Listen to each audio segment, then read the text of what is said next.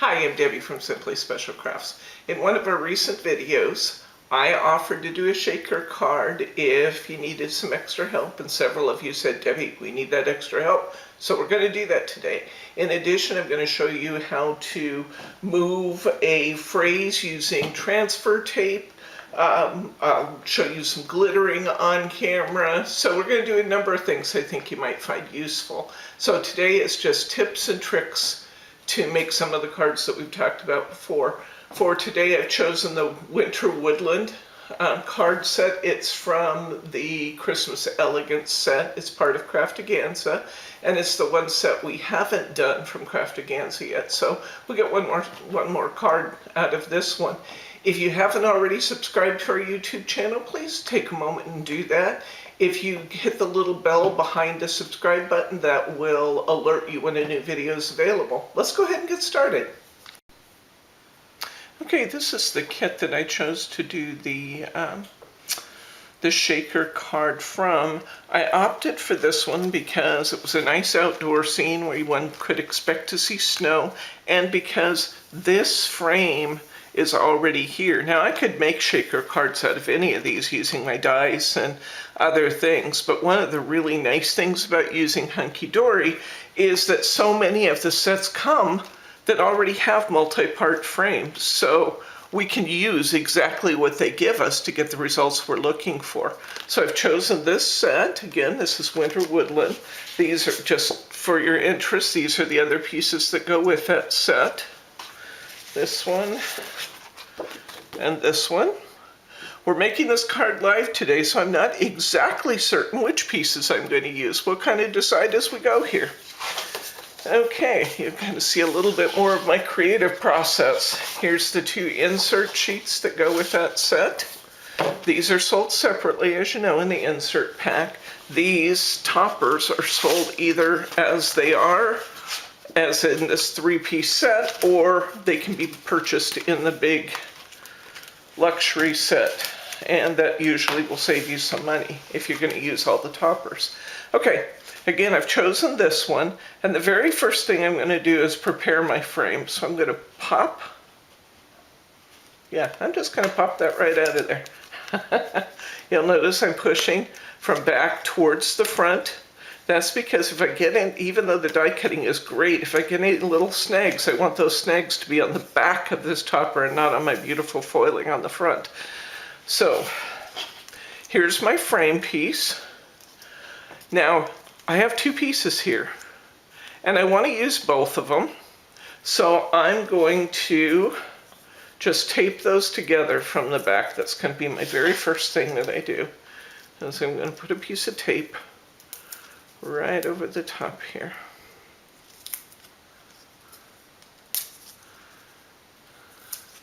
And what I'm trying to do is I'm using my finger lift tape, and I'm just trying to catch both pieces with the tape so that I keep those two pieces of the frame together.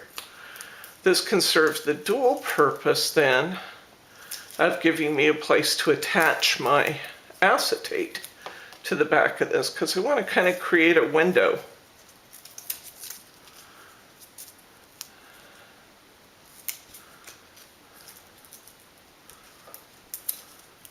This will be a little slower process than we have in some of our videos, because if you want to see what I'm doing, it takes a minute sometimes to do that. I do a lot of stuff off camera normally, so. Okay, love me finger lift tape because it's so easy to peel. If you have any trouble at all peeling finger lift tape from the end, then take it, and I overlapped a little bit here. You can take it and you can tear it in the center and pull back both directions. I'm getting some little snags here. That's only because I kind of overlapped my tape as I was putting it down here. It won't hurt anything. Okay, and I'm going to start by putting my acetate on the back. Now, there is a right and wrong side to the acetate. It's not going to, it doesn't matter a great deal because both sides are beautiful, but one is a more distinct white than the other, and I want the distinct white to show through my window. So I've looked at that and determined that this is my top side. So I'm going to put that face down onto the piece I just taped so that my white shows through my window. Okay? And now, I actually want these over here. Thanks, honey. Now I'm just going to go ahead and I'm going to trim around this topper. It's not a lot of fussy cutting, just a simple cut. And I'm just going to cut out my covered window.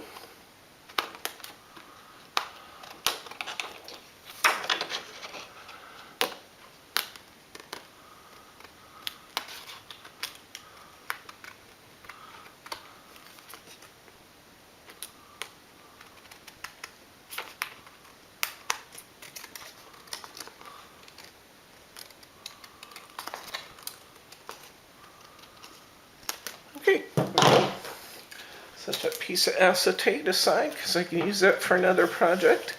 Okay, so I've got my window. I've got my two pieces of my frame attached together so they're nice and firm. I've got my acetate on the back and we've trimmed it out.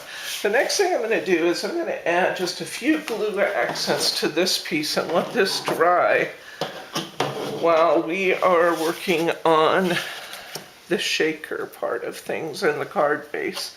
I'm not going to put a lot of glue on, or a lot of glitter on here. I don't think it needs it, but I get lots of questions about glittering too. Now, I love these little glue bottles. It's been a few days since I used this, so it's going to be a little bit sticky.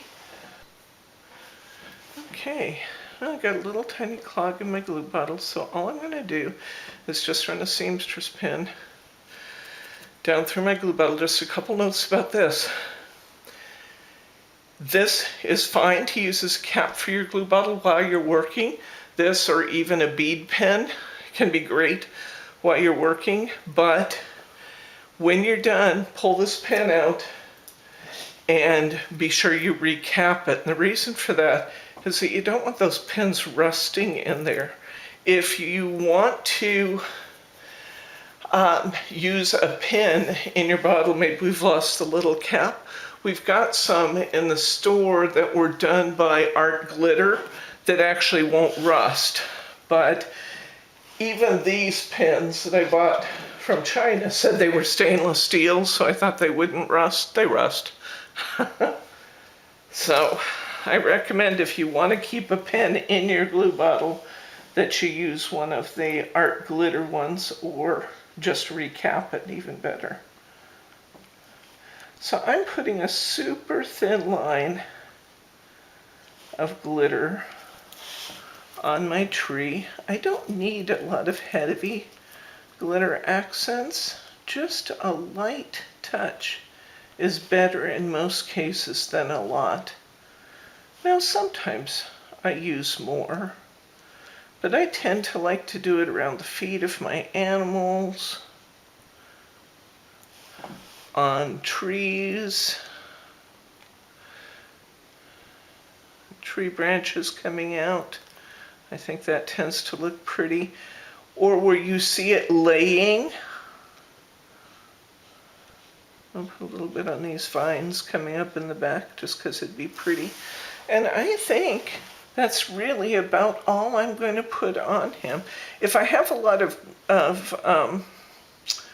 areas that look like there's snow laying on the tree, like where the branch comes out, I might go a little heavier there. But mostly just go light. Just tasteful little touches of glitter tend to be better. Now you see that I pour my glitter on very generously and shake it off. I want to make sure I really capture everything that I wanted glittered.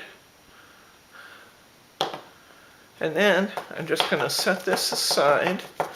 I use a coffee filter under my glitter because it makes just a most wonderful pouring spout to pour it back into my jar. And it tends to be a pretty good way to keep from getting glitter everywhere. Any way I go, I'm going to get glitter on me and on everything around me, but isn't that part of the crafting fun? Okay, we're going to go back to this. Now, this one, there's no hard and fast rule of thumb on how much foam tape you want to use. I can tell you that for a card like this, I'm typically going to use 2 pieces of foam. One here on the inner edge and one on the outer edge. Do I absolutely have to do the outer edge? No. Could I do it right in the middle and probably get by with one? Yes. But if I do that, the downside to doing that is my beads, my confetti, whatever I'm using for my shaker element, is going to drop down outside of my window. So on one hand, you might say, well, this is kind of a waste of tape to do 2 rows. And that's true. But it would also be a waste of materials to do my shaker elements and have them drop clear out of sight. One of the things you want to try for here is to make sure that this thing is sealed nicely all the way around. You don't want it showing through your window. You want it right inside there. It doesn't have to be perfect. Just keep it back away from the window so that you're not seeing it from the outside. And you do, when I say that you want it sealed, what I mean is let your ends meet up solidly. And the reason for that is you don't want any beads, glitter, other elements sneaking out and dropping all over your table every time you look at the card. So that's what I mean by sealing it. I'm going to put another row here along the outside. And I like to keep this one pretty even, maybe just a fraction, just maybe, I don't know, a 1/16 or less back away from the edge. Now if I'm doing a topper that's dark, I might use black shaker tape. I've also been known, if I was going to put this on something really dark, and maybe it was like dark brown, to take a Spectrum Noir marker, or maybe one of the new Hunkydory Prism markers, which are also alcohol markers, and actually color the edge of my shaker tape to make it less noticeable from the outside. Now this is not going to be greatly noticeable, I'll tell you that, especially if we put it on a fairly light background. But if I was going against a dark background, I might do that. Okay, next let's prepare our card. And I think that we are going to use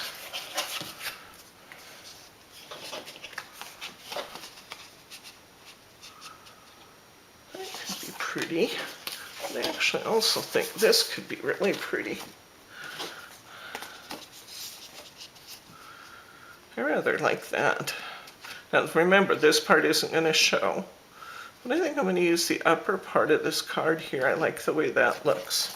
So I'm going to cover my card. I'm going to use a 5x7 card because it's pretty much what it's going to take to hold that shaker. And I'm going to cover that with some mirror board first. You know, a lot of my cards, I use a lot of mirror board. Now, you see the valley fold, mountain fold? A lot of us are inclined to believe that we should fold down on the mountain, but we don't. We actually put the mountain to the inside. So where you see that score line, that's the outside. Will the world stop if you don't do that? No. But manufacturers, excuse me, do assume that you're going to fold on the score line, and most cards will actually look a little bit better if you do fold right on the score line. Now you'll notice that I'm taking my Easy Tear tape and I'm overlapping that tape slightly from the edges of my card. And the reason for that, again, I don't mean to bore those of you who've watched a lot of our videos, but the reason for that is that with this Easy Tear tape, the adhesive is in the center of the tape, and the paper goes to right here. So you have 1/4 inch of tape on a 1/2 inch wide paper. The reason they make it that way is to make it easy to take off. So you should be able to just get your nail under there and peel. Now, sometimes it's contrary, and if I was to try and lift this, and if it was going to stick there, I would just tear it in the middle and pull it back both directions. So it's easy to uncover this tape. I think this tape is an exceptional value because unlike a tape runner, now you see what I'm doing there? I'm just folding it back the other way just a little bit because my mirror board was trying to curl just a bit, and I don't want it messing me up. So I actually kind of lightly rounded it the opposite direction. Now I'm laying the back of my card on my table, right on the fold line, and I'm joining those two right at the bottom. That's probably, getting your mirror board on straight is probably one of the greatest challenges of this process. And largely I succeeded, but look here. See that little tiny strip there? That is no worry. Watch what I do with that. It's gonna go away. And nobody but you, me, and 2,500 of our closest YouTube friends are gonna know I did that. Because it happens to all of us. Don't feel like a failure if you don't get the cardstock on absolutely straight. It happens to everybody. This is one of my other tricks for card making to make this fast and easy. I use the edge of my card to guide me in cutting so that I don't have to mirror and match, or to match 4 sides of my card. I'm really only trying to match one edge, right? Well, I'm trying to match 3 edges because it was a 7x7 cardstock, but you know what I mean. I don't have to match every edge. I just use the larger sheet and then cut it down to fit. Okay, so I've got my card covered in my Miri. Now, I've decided that I want to use this piece. I know that I have a 5x7 card here. I'm going to measure it because some of my cards aren't exactly the right measurements. They're just ones I picked up here and there. And so sometimes they're actually a slightly different measure than I think they are. So I'm going to start by measuring that. And this is 7 inches. And this is 5 inches, so it's just what I thought it would be. Okay, I'm going to start by cutting this. And I want this, I want about about an 1/8 of an inch border, I think, around this. So I'm going to go to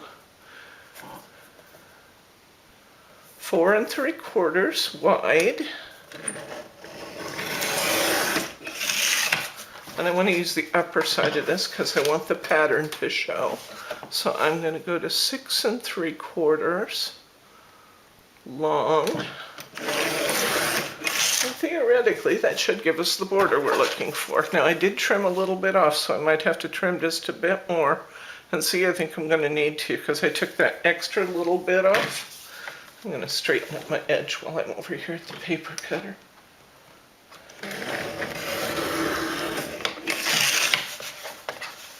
If you're wondering what the paper cutter is that I'm using, this is my Caterpillar prop. Caterpillar are absolutely the finest paper cutters you can get in this price range. This one runs about $80, which is not inexpensive, I realize that. But you never ever have to replace the blade. It self-sharpens every time you make a cut. It is absolutely accurate. And look at the size pieces I can take off with that and still get a straight cut. That's the measure of a great paper cutter. Okay, let's try that again. Exactly what I want. Take a look at that. Perfect. Okay, Now let's take a look at another trick. If you have a tough time getting your card centered when you go to put it on your Mary, got another tip for you. Now, one thing about using tape is that tape wants to, once you put it down, it wants to stick. Or with glue, you have a little bit of latitude. You can slide it around a little bit here and there. If you're using tape, it wants to stay where you put it. But you can take this, you can put your tape on as normal, and then create a little flag just like that, fold it back on itself. I'm going to do the same thing up here. I'm going to fold it back on itself. And by doing that, I only have 2 small exposed areas of tape to contend with when I go to put this down. And when I get it right where I want it, I can pick it up, I can look at it, I can slide it this way and that way. And when I get exactly what I want, hold it down, peel that tape.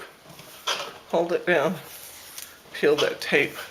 And now I got it right where I want it. And it wasn't sliding away from me when I was doing it. So there's another little trick for you. Okay, our glue should be about dry. It is looking pretty good. I'm going to take my coffee filter again. I'm going to take my glue brush, or my glitter brush, and I'm going to sweep over that. Take all the extra little bits of glitter that I don't want off. Now look how pretty that is. Just that extra little bit of shine that we got there. Can you catch that? Well, honey? Yeah, I think so. That looks beautiful. Okay, just tasteful little accents. Now, we are just about ready to put this card together. I'm going to decide where I want to position it. So I've got this is going to be my background. Here's my foreground. And I'm not putting it down yet, I'm just deciding where to put it. I think I want to go just a little bit lower because I want to show you about moving a sentiment, so I'm going to create some room for it up there. So I think I want it to go right about there. This is going to have to be just a tad higher. I'm going to tape this one down flush to my card. You don't want to put this up on foam squares if you're building a shaker out of it. Why? Because you're taking your room away from allowing your shaker elements to move around in there. So I've got my tape on my background here. I'm going to just peel my tape.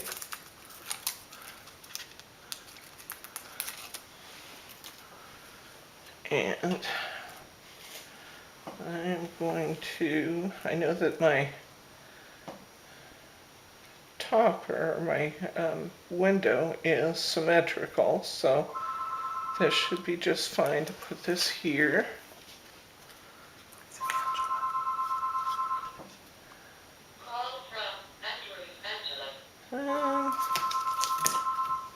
I still got it a little bit low.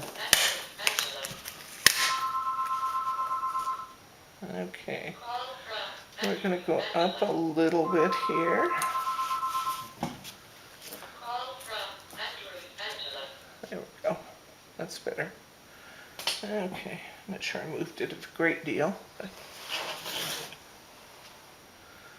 again, I might not normally come down quite so far, but I want to get room to put a sentiment up there so I can show you guys that process. So I like that. Now, before I assemble it, there's 2 things I want to do. One, I'm going to use this embossing magic pad. I'm going to use confetti inside this one. And because I'm using confetti, it's going to respond to static electricity. I think I want to kind of get rid of some of the on this acetate. So I'm going around it and I'm just going to hit this with my embossing pillow just to kind of get rid of some of the static electricity in here. So that's one thing I wanted to do. The other thing I need to do, I've decided I'm going to use these beautiful stars for snowflakes. I think this would be really pretty with the silver accents on this card. I need to put my shaker elements in. And that might be a lot, but I think I'll go with it. I'm going to push them back away from the center a little bit while I'm working.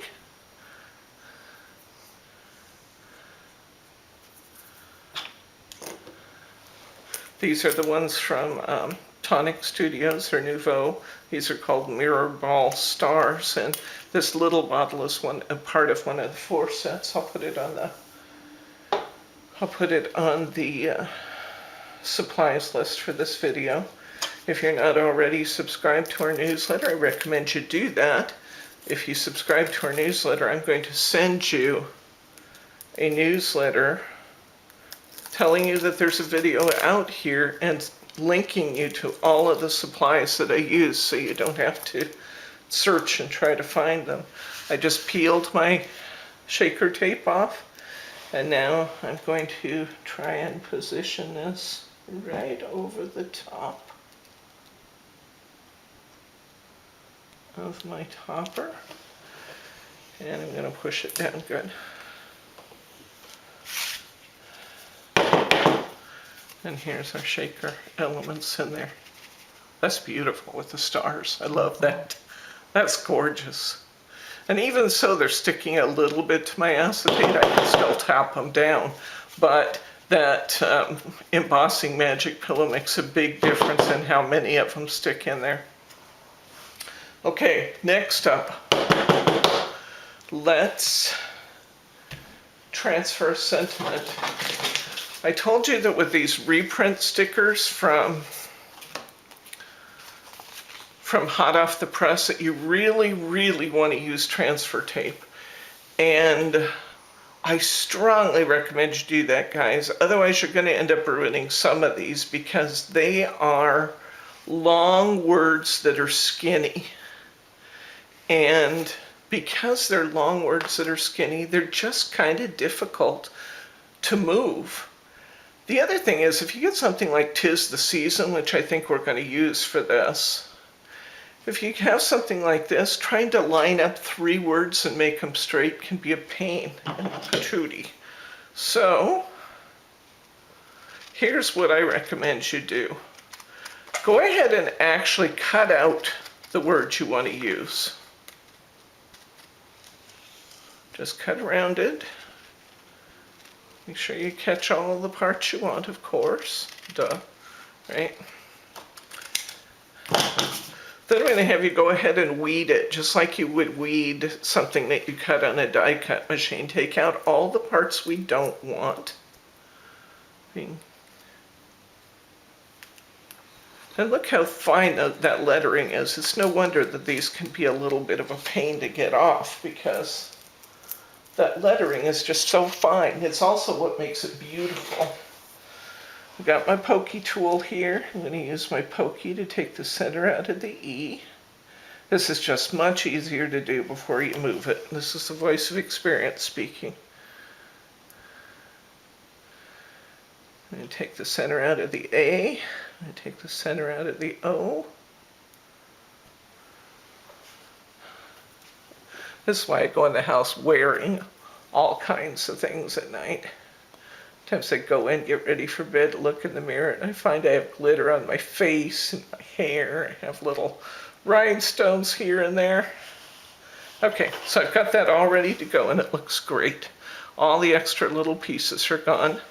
Now, I can use a larger piece of transfer tape, but personally, I like the control I get by using a little smaller piece of transfer tape. This is reusable. Don't throw it away after you use it.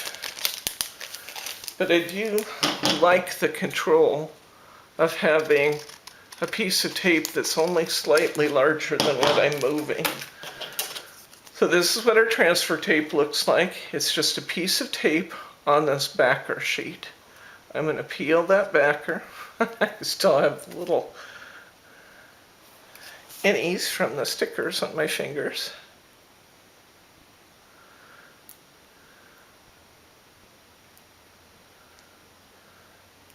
I could normally do this almost instantly, but because I'm on camera, it's going to take me a minute to separate these pieces.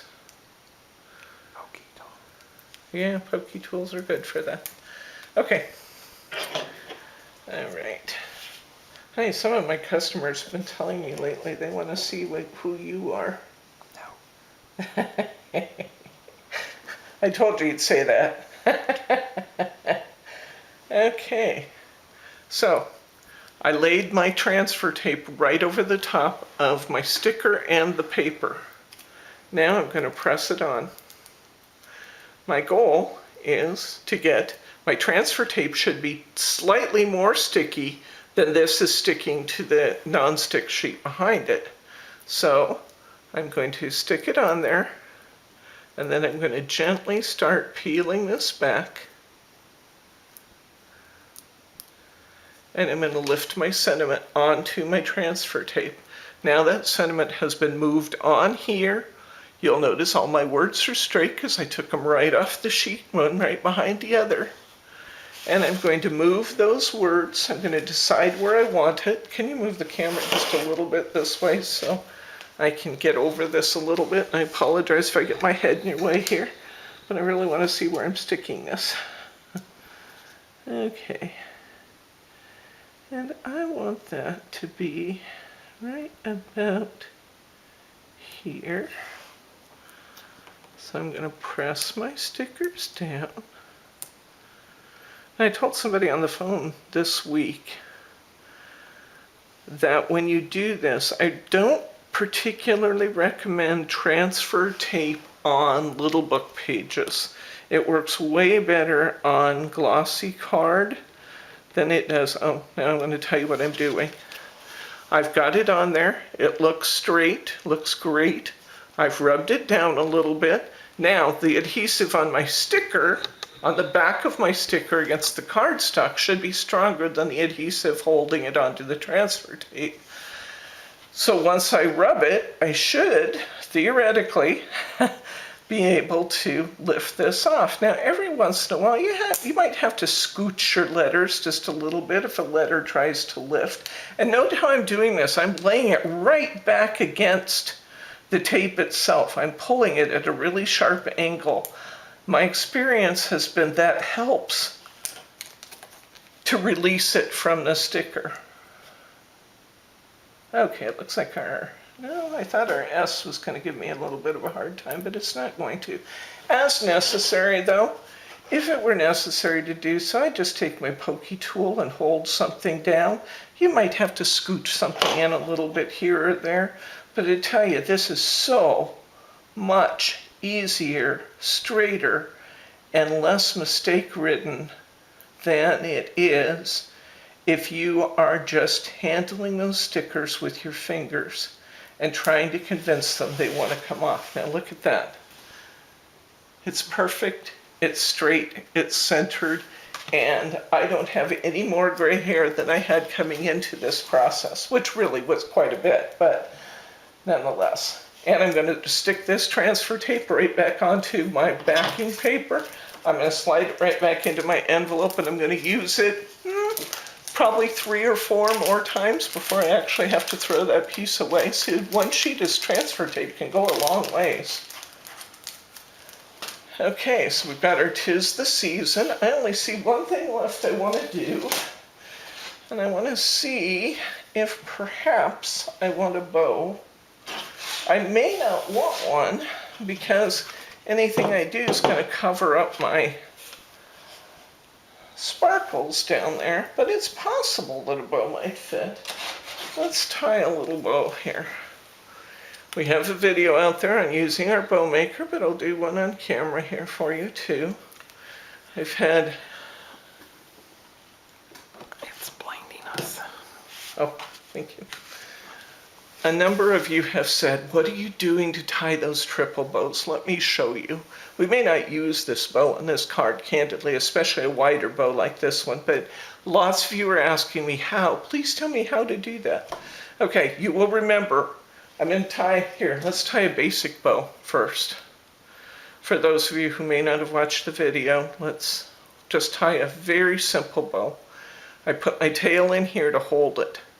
I come over here, my typical bows are tied at 5. They don't have to be at 5, they could be at 3, they could be at 4.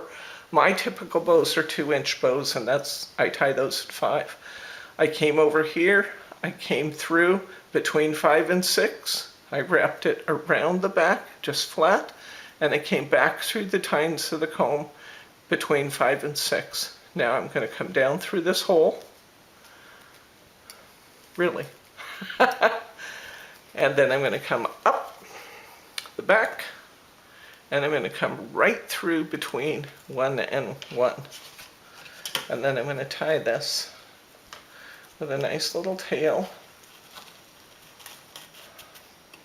This happens to be crepe ribbon that I'm using. I make no pretenses, crepe is one of my favorites.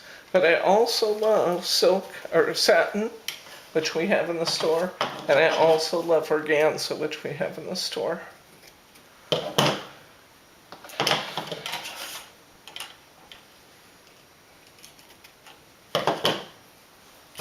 Toughest part of the entire thing is making sure that I have a sharp enough pair of scissors in this household to cut my ribbon, because they get used for everything. And if I'm not looking, my sharpened ribbon scissors could be doing any number of sticky projects. There's my perfect bow. I hope you can see on camera that it turned out just beautifully tied.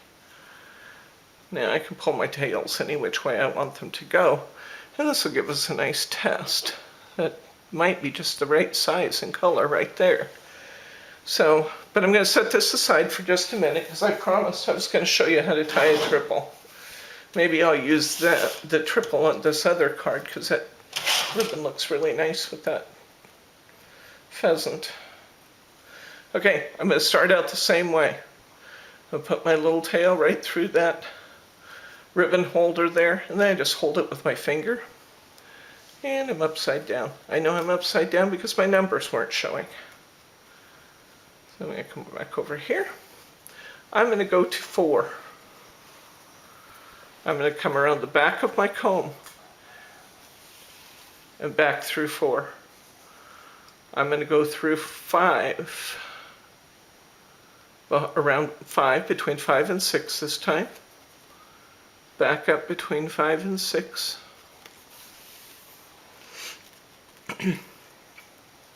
This time I'm going to go back to 4 again. I know it's going to look like it's crunchy and it will never work. You're sure it's never going to work at this point. That's okay. I'm going to take this tail after I've done 4, 5, 4, 5, and then 4 again. I'm going to bring this down through the hole. I'm going to bring it back up across the back. I'm going to come in between the two ones. I'm going to tie the tails. I'm going to pull it pretty tight. I'm going to slide it off my bow maker, and then I'm going to arrange the petals of my bow. I'll just spread the loops out.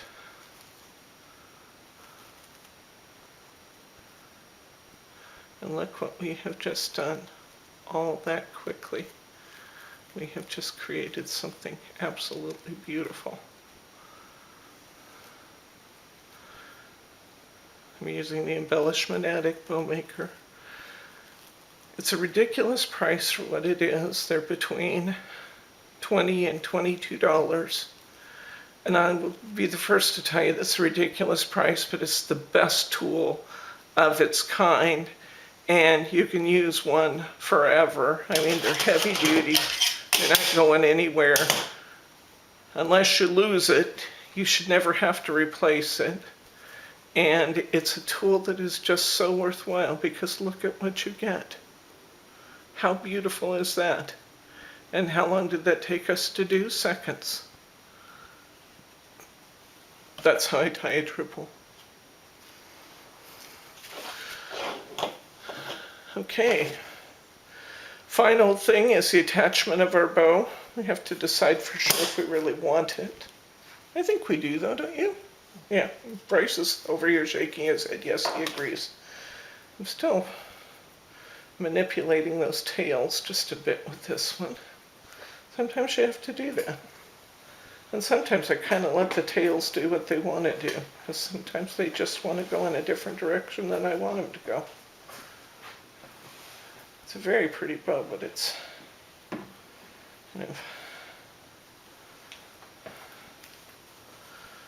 I think what I'll do is just retrim those tails. I'm going to fold it in on itself, and I'm going to cut it at an angle upward. I'm going to fold it in on itself.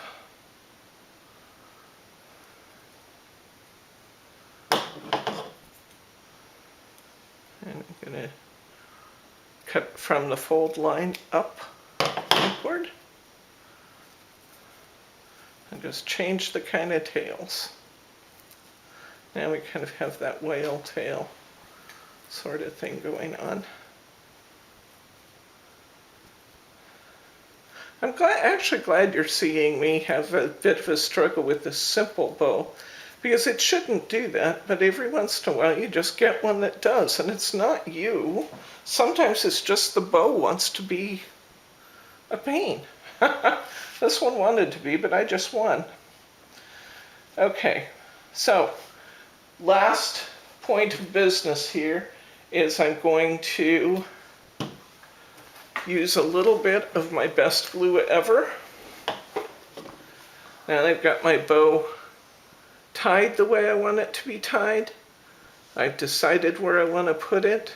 I'm going to put just a little bit of my best glue ever on the back.